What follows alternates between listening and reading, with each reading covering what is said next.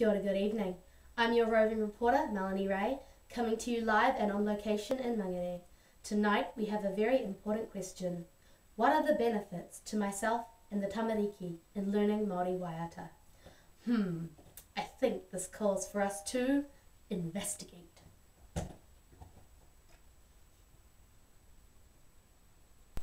Firstly, what do the practicing teacher criteria have to say? The key link that I seem to have found here is link 10. Work effectively within the bicultural context of Aotearoa, New Zealand. Practice and develop the relevant use of te reo Māori me ngā tikanga a iwi in context.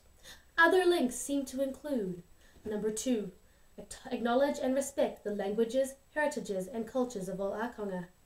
Number 3, demonstrate commitment to bicultural partnership in Aotearoa, New Zealand. Demonstrate respect for the heritages, languages and cultures of both partners to the Treaty of Waitangi. And number 9, demonstrate knowledge and understanding of social and cultural influences on learning by working effectively in the bicultural and multicultural context of learning in Aotearoa, New Zealand. This just in. Recently, I was teaching the tamariki a clapping game, a basic clapping game.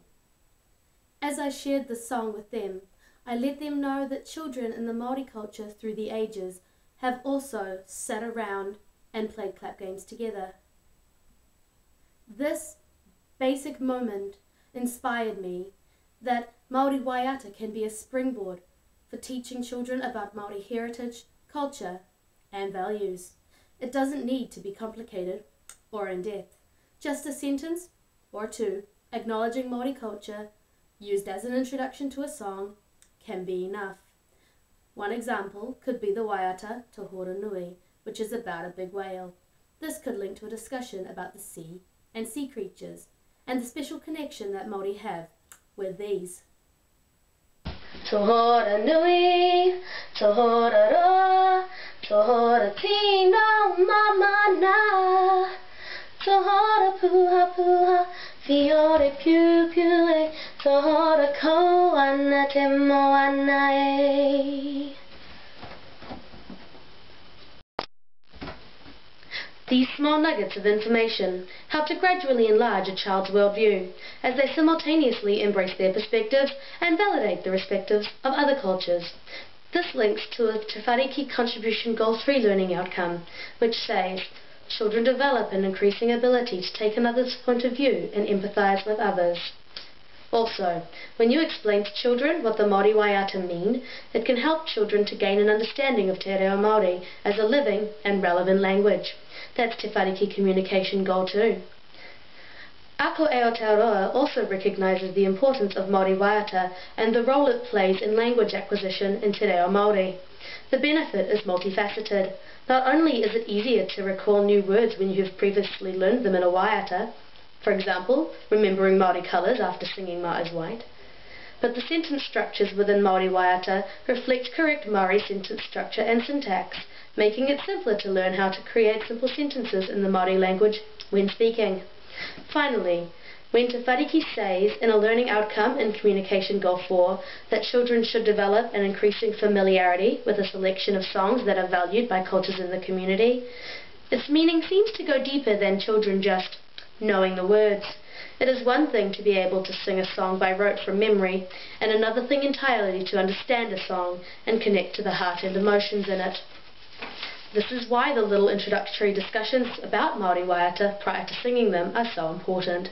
It opens the door for us to discuss things like, this person in this song is feeling happy, or strong, or they are worshipping God. This has the added benefit of developing children's emotional intelligence, and they might even find that sometimes they want to express their feelings through songs and music too. Now we would like to turn and speak to a local teacher about what this information means to her and what she might do as a result of knowing it.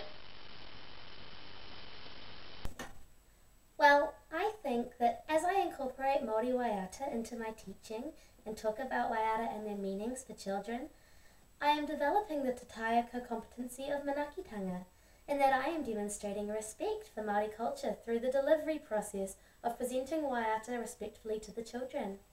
Also, I am developing the tatayako competency of tangata whenuatanga as I present cultural knowledge to the children alongside the waiata. With all this in mind, over the Christmas holidays, I am going to learn 2 new simple Māori waiata and the meanings and cultural links that those waiata have for Māori, so I can return to work next year and teach them to the children. Also, I will seek to educate others on the many benefits of learning Māori waiata for both kaiako and tamariki. There you have it. Learning Māori waiata has many benefits, not just for children, but for teachers too. This has been another Roving Reporter investigation. I'm your host, Melanie Ray. Thank you, and good evening.